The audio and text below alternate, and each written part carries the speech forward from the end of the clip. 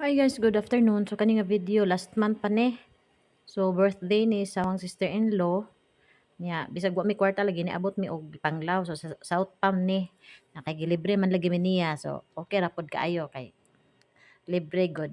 Kinsa di ganahan og libre no.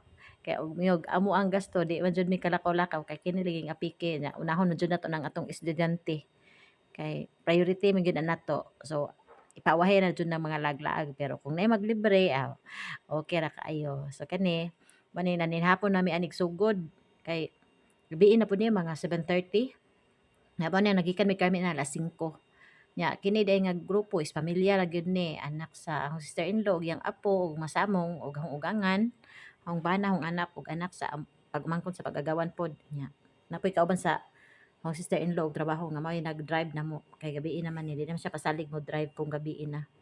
So kini ang pagkaon instead nga mag-buffet, gansi man og buffet. So mao ni nga per menu na lang ug maura daghang salamat.